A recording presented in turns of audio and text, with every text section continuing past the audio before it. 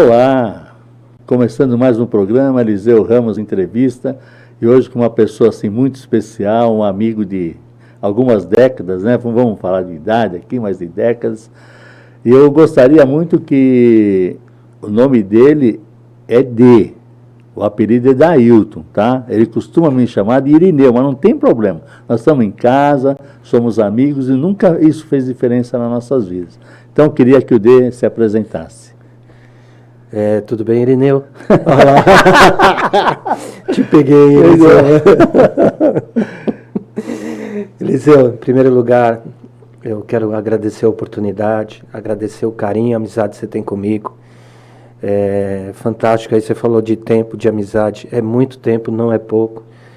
E então, sempre você me tratou muito bem, com carinho, eu estou aqui para te agradecer. Não dá para te tratar mal, você é um cara muito gentil, pô. Falando um pouquinho de mim, né? Eu sou da área de administração, fiz MBA em marketing, amo fazer eventos. Hoje trabalho na área de capacitação e desenvolvimento de pessoas e também fomento de negócios. Sou fundador do Instituto Inspira Sucesso e diretor da Dedantas. O resto a gente deixa para lá, né? Tem uma coisa importante, calma. Tá? Sou amigo do Eliseu. Você fica bagunçando também, né? O D tem um detalhe que ele não falou, ele também é escritor, viu? É um ótimo contador de história, tem uma habilidade assim fantástica de aproximar as pessoas, de trazer, de convidar, de participar, de confraternizar. Então ele tem muita coisa que a gente vai tentar aqui colocar, né?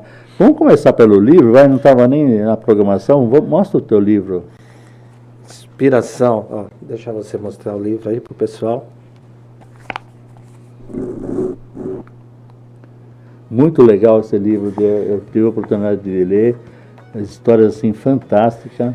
Eu queria que você falasse um pouco disso. Esse livro nasceu de uma ideia, Eliseu. Teve um tempo que eu trabalhei numa empresa, numa TV, né? E era um programa de receitas com a Ariane Fonseca. Aí a ideia era fazer receitas de sucesso. Então nós íamos trazer um empreendedor, um empresário, que tinha receita de sucesso, e um chefe de cozinha. Esse projeto, nós chegamos a fazer o piloto, só que ele não vingou, veio a pandemia e ele não vingou.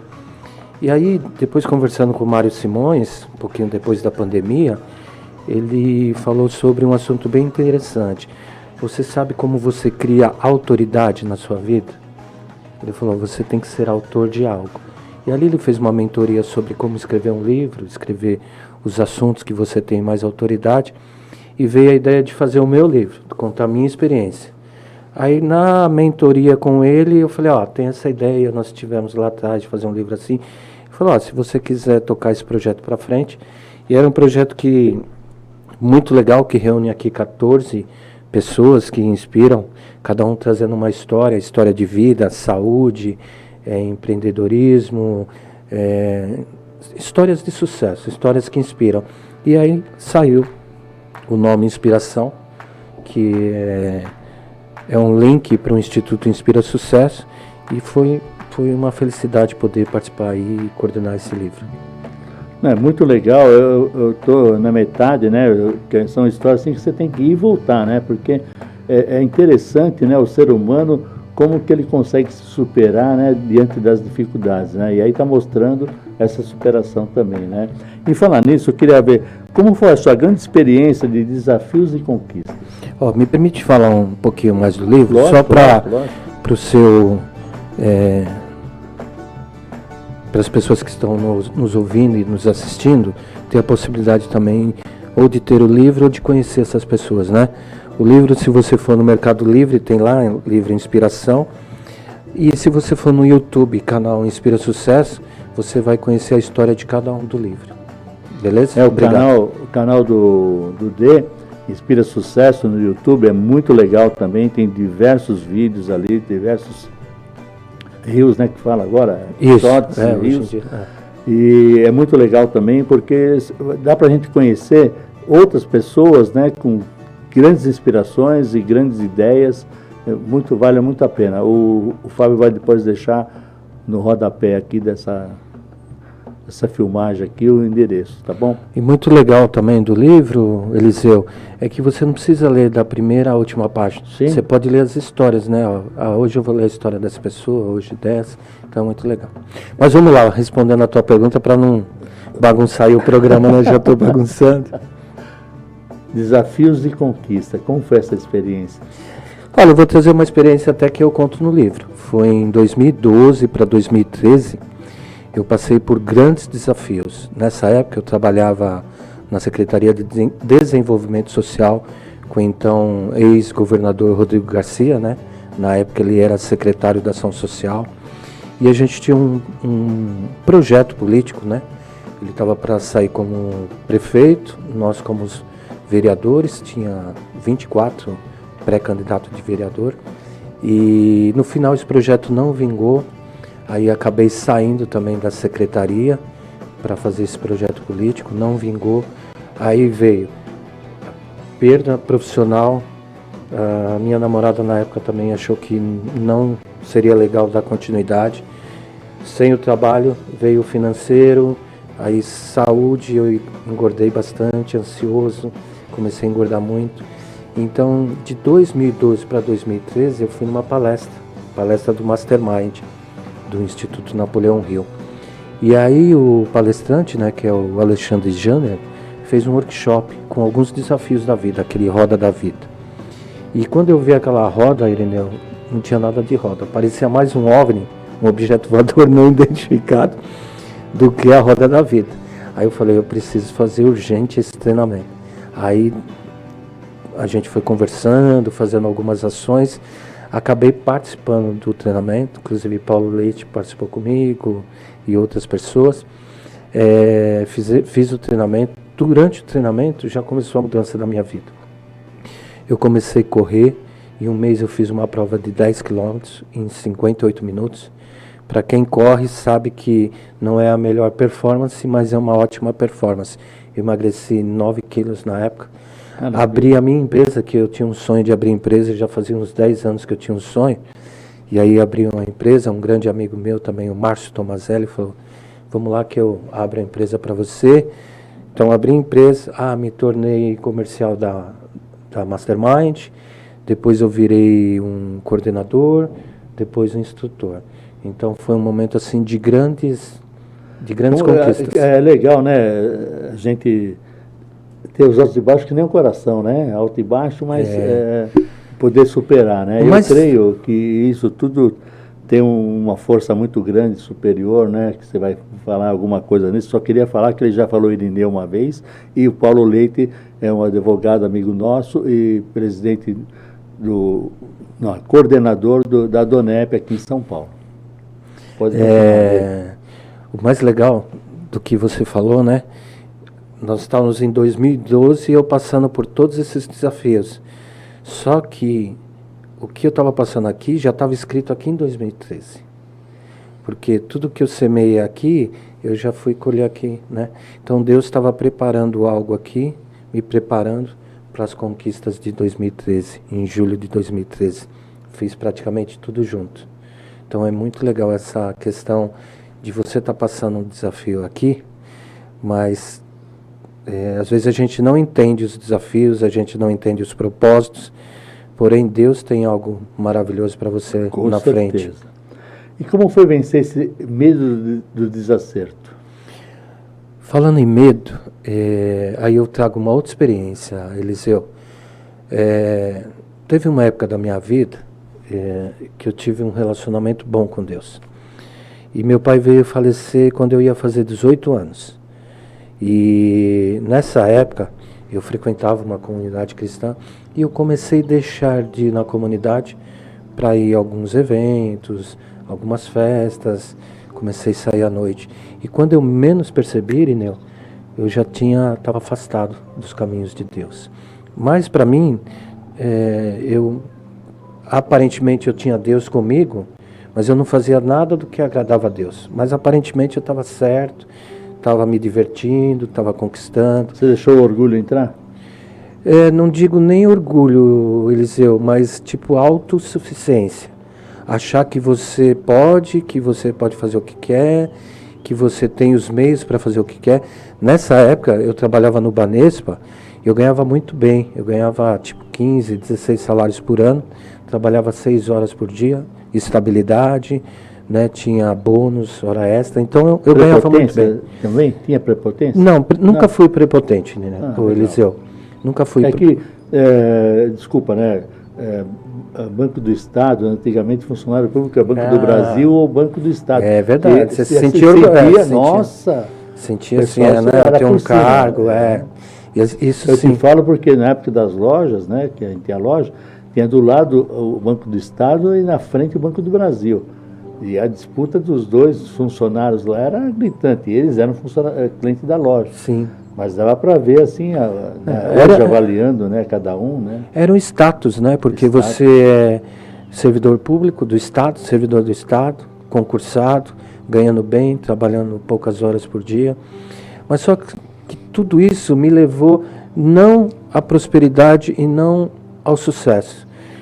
Pelo contrário, me levou ao fracasso. Porque como eu tinha tudo isso, me achava autossuficiente, eu comecei a sair na noite de segunda a segunda, eu saía toda noite, comecei a beber. Pra você ter uma ideia, Eliseu, comecei a beber com 18 anos, até então nunca tinha bebido. Isso tudo na faculdade. Experimentei algumas drogas nessa época na faculdade, então eu tive muitas experiências assim. E comecei a sair de segunda a segunda, chegava tipo 18, 19 horas do emprego, do trabalho, já ia para o bar, começava a beber, depois já emendava para uma outra festa. Isso era de segunda a segunda. E isso aí durou 6 anos. Então eu me achava o cara, me achava que era autossuficiente. Tinha dinheiro, tinha carro, tinha moto, tinha mulheres, tinha tudo, né? Então isso daí me fez achar que eu podia tudo. Mas aí um dia, o Eliseu, tá vendo?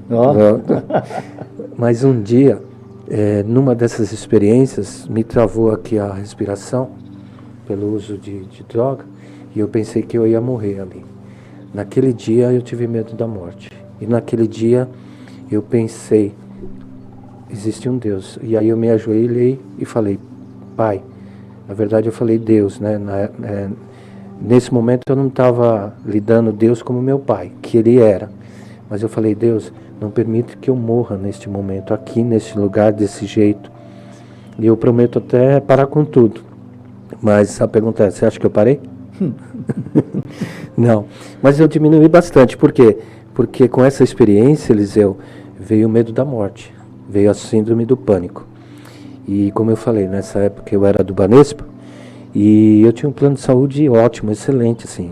Você podia ir em qualquer hospital, qualquer um, Einstein, Sírio, qualquer um. E eu fiz todos os exames que poderiam ser feitos, inclusive de AIDS. Na época era muito forte esse negócio de AIDS.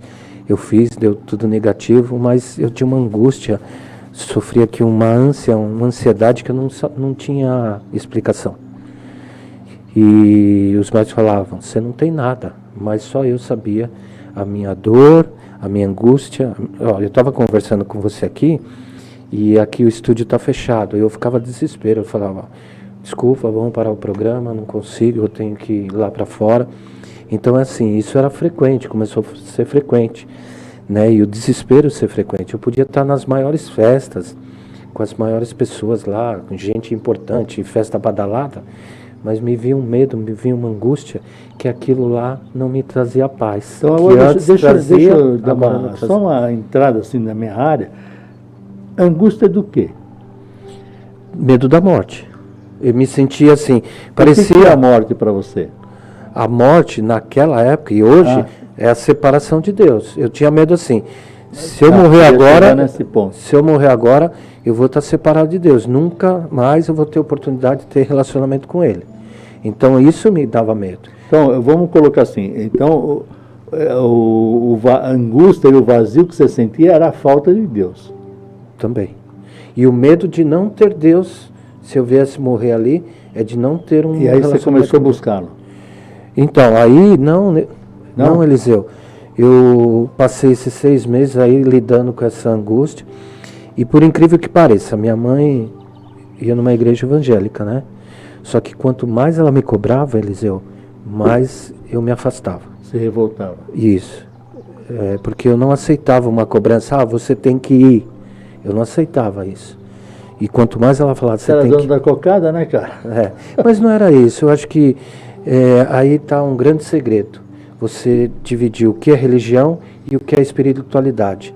Talvez, naquele momento, eu entendia que minha mãe queria que eu fosse mais um religioso do que uma pessoa espiritual. Entendeu? Ou espiritualista. Então, isso me afastava.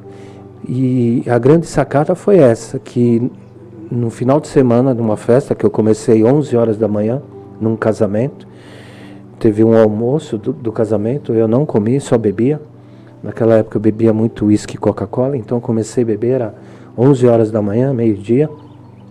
E aí de lá nós já fomos para uma outra festa de um amigo meu, e a forma que a gente conduzia isso era assim, começava no sábado, virava à noite, domingo, só ia acabar na segunda-feira de madrugada, de domingo para segunda. E só que nesse domingo eu não consegui sair, eu não consegui dormir e passei a noite inteira angustiado. Só que eu tinha que trabalhar na segunda-feira, né? Eu nunca deixei o trabalho. Então nessa época eu tinha uma moto, uma RD 350, para quem conhece moto naquela época sabe que inclusive ela é top e ela é conhecida como a Viúva Negra, né? Algumas vezes eu vi a morte assim, ó. E eu fiz em 10 minutos da Vila Prudente a Via do Estado, lá, Parque Dom Pedro. Eu trabalhava na Comgás nessa época, no Banco do Estado de São Paulo, que era um posto dentro da Comgás. E aí eu fiz rapidinho. Só que eu cheguei lá, eu não consegui trabalhar. Aquela angústia tomava conta do meu peito, do meu coração, a falta de paz. Aí eu liguei para a agência, que era ali na Rangel Pestana, e falei, eu preciso que alguém venha me substituir aqui, que eu não consigo. Aí veio uma pessoa, eu fui embora, fui para casa. Aí de novo, fui para casa, cheguei lá, não consegui dormir, não consegui comer, não consegui fazer nada. Aí voltei pro trabalho. Isso devia ser umas 10h30, 11 horas.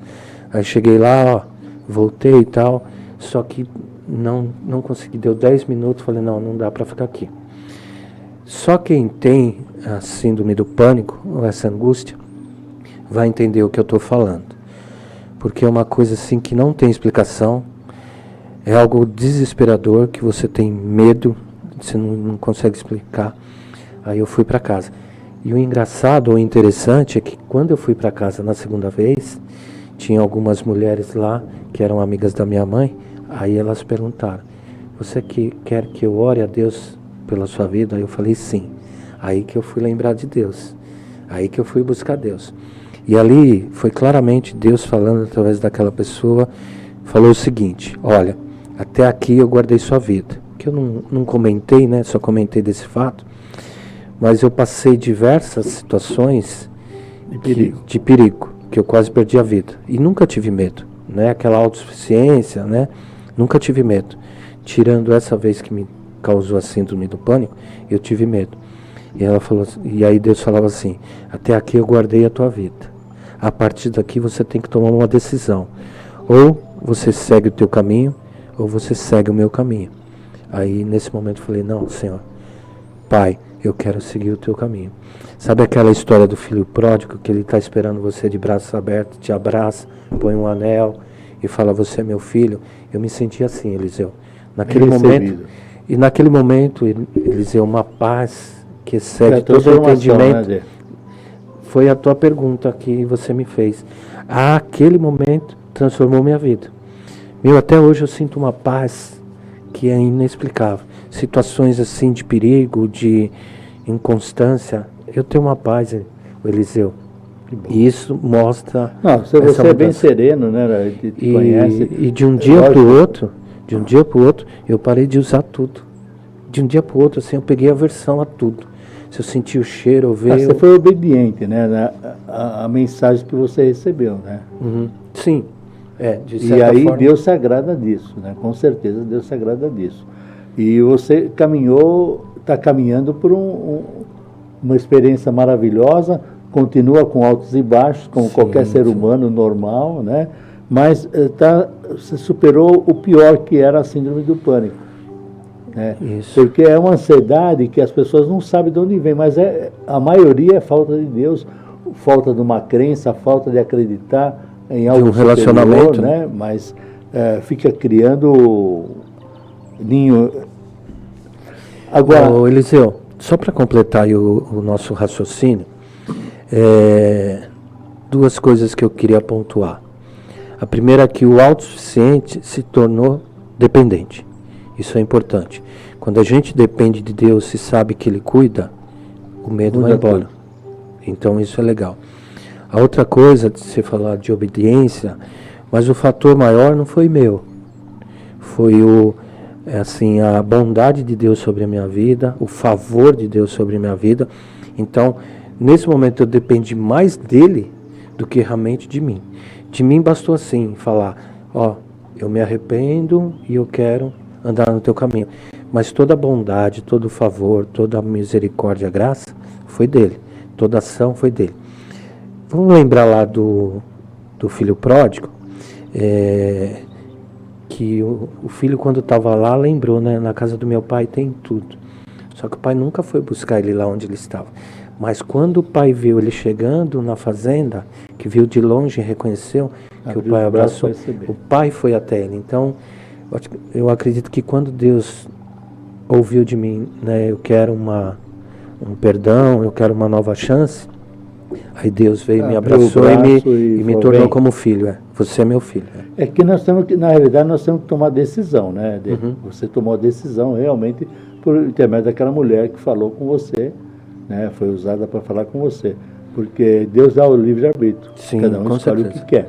Verdade. Né? Então, muitos sofrem de depressão e outras doenças emocionais, muitas vezes por falta de Deus. Não o Deus religioso, mas um Deus criador, aquele que fez os céus e a terra, que deu-nos o livre-arbítrio, que nos mostra, através do manual do fabricante, o melhor que tem para cada um. Não precisa, vamos passar por altos e baixos? Vamos, mas vamos vencer, porque lá está escrito que nós seremos mais que vencedores em Cristo Jesus. Então, sem fanatismo, sem religiosidade, mas seguindo o manual do fabricante. Isso faz toda a diferença. E importante também, Eliseu, é lembrar que nós somos corpo, alma e espírito. Né? Deus preenche essa parte espiritual, mas o emocional a gente também tem que buscar profissionais, né? Que é a tua área. É necessário, e muitas vezes até, como que eu posso falar? Não é remédio, como que eu posso... A terapia. O psicanalista ele usa de medicamentos, né? Não, o psicanalista não usa de medicamentos. Não, é psiquiatra, desculpa. Não, às vezes você tem que usar. Porque é coisa do seu corpo, né? Sim. No meu caso, não é, você viu, eu fiz todos os exames, não era físico, não era emocional, mas sim espiritual, como você falou. Não, tem gente que tem a falta de lítio, isso gera uma depressão forte, né? Tem falta de substâncias orgânicas que precisa de remédio. Mas o que a gente vê hoje, muito em dia, é a constância do mesmo remédio, e aí vira uma dependência. Também. Esse é o grande problema. Os remédios são para combater os problemas, não para ficar dependente deles, né? Como você chegou nesse negócio de desenvolvimento, treinamento? Sai um pouco da religiosidade? Acho que descobrindo o propósito de vida. Quando eu fiz o treinamento e eu vi a minha evolução, a evolução das pessoas alcançando melhores resultados, eu falei, gostei disso. Aí eu comecei a ajudar como apoiador. E eu vi as pessoas alcançando resultados, falei, olha, em 2001, isso foi em 2013, tá? Em 2001, eu fiz um projeto de vida, onde eu coloquei lá minha missão de vida. Eu quero ser um instrumento para abençoar minha vida e abençoar a vida de outras pessoas. E aí fez sentido. Isso foi em 2001. Em 2013, eu venho conhecer um treinamento que muda a vida das pessoas, e baseado também muito no manual do fabricante. Falei, isso está bem direcionado ao meu propósito, é isso que eu quero. E eu sou apaixonado por isso, Eliseu. Trabalhar pessoas, desenvolver, capacitar, é o que eu mais amo. E aí, o que eu gosto? Liderança, vendas e também na parte aí espiritual, né? esse instituto ele dá treinamento para as empresas? Como que funciona? As pessoas buscam por intermédio de onde? O instituto hoje ele é composto por vários profissionais, né? Eu estou na frente do instituto, mas existem vários parceiros profissionais, cada um com a sua especialidade, e a gente leva os treinamentos para a empresa, de liderança, de vendas, de equipe de alta performance. Então, o que a empresa precisa, a gente vê os profissionais que mais são especialistas na área e a gente leva... Você que coordena isso. Isso, é. Muito legal. Recentemente a gente teve aí é muito legal, vou até falar sobre isso, porque a gente foi trabalhar a equipe de alta performance. Dentro da empresa, ninguém se falava com ninguém, cada um por si, um acusando o outro. Muito comum isso, né, Dê? Um acusando o outro, jogando a responsabilidade para o outro, a culpa é sua, né, os departamentos todos divididos. E aí o diretor falou, ó, a gente precisa aqui trabalhar em equipe, alcançar melhores resultados, como que a gente pode fazer isso? É disso que a gente gosta. Na última sessão do treinamento, todo mundo se abraçando, a empresa virou assim da água para o vinho, foi muito legal. Você tem essa capacidade, né, de integrar as pessoas, de fortalecer os vínculos, né? Uhum. Eu creio que os outros que estão junto com você devem ser no mesmo perfil, né? Sim, sim, são todos profissionais altamente experientes, tanto na carreira profissional como na vida, tem diversas experiências. Vou te falar, por exemplo, o Denis Nakamura, ele foi sócio do iFood, ele que fez a transformação do iFood, de um momento de ter prejuízo para lucro. Tem aqui o Isao Imamura, que ele deixou a carreira de ser advogado para ser o ilusionista, o maior ilusionista do Brasil. Mas hoje ele fala sobre também liderança, desenvolvimento de equipe. Tem Mário Simões. Então, assim, só tem fera. Legal, muito legal. Bom, estamos chegando no fim e tem uma frase no teu livro. Tem aquela... Ô, Fábio, tem mais um pouquinho, né? Tem uma frase no teu livro que eu marquei porque eu achei muito legal, né? Ouse sonhar, pois sonhar é possível. Basta acreditar e realizar. É isso mesmo. Sabe, tem um pensamento, tem na Bíblia e tem um pensamento também. Tudo que a sua mente puder imaginar, você pode realizar. E sabe, Eliseu, quando a gente perde a vontade de ter sonhos, a vontade de conquistar, a gente morreu em vida. Então, o meu desafio é, ouse sonhar, porque é possível. Pode ser um sonho assim gigantesco.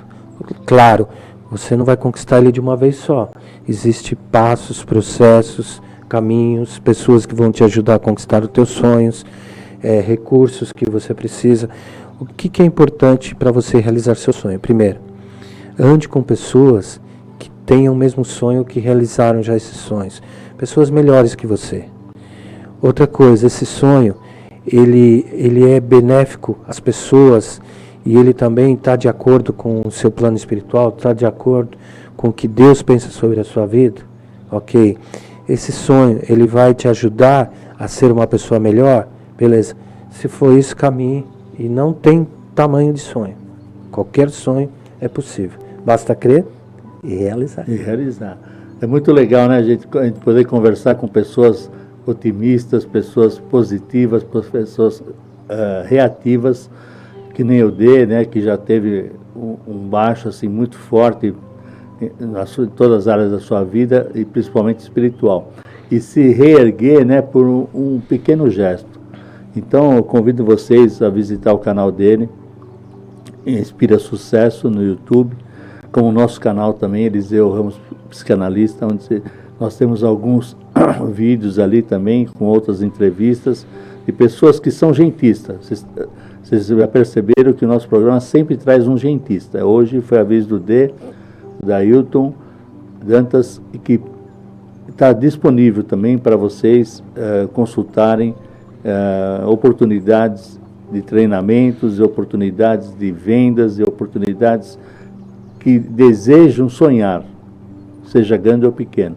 Ele está pronto para estar te apoiando nesses projetos todos. Consideração final, D? Primeiro, muito obrigado, mas antes de eu falar até logo, eu quero dizer duas coisas que eu amo. A primeira é conhecer lugares e viajar. A segunda é conhecer pessoas. Aí está o segredo de você ser feliz. São as pessoas que você conhece nessa vida e vale a pena. O Eliseu é uma das pessoas que eu tive a oportunidade de conhecer lá atrás. E vocês não sabem o bem que essa pessoa já fez para mim, o bem que ele fez para mim. Então eu tenho uma consideração muito grande por ele. E Eliseu, eu quero te agradecer mais uma vez o convite, a oportunidade aqui de contar um pouquinho da minha história. E a tua história também é fantástica. Isso que me faz eu estar aqui, é aceitar o teu convite, é por você. E não para vir contar minha história, mas é pelo seu convite. Te amo em Cristo, cara. Obrigado, tá bem. Gente, obrigado por nos ouvir aqui. Estamos à disposição de ser útil e ajudar a quem está precisando. Até mais.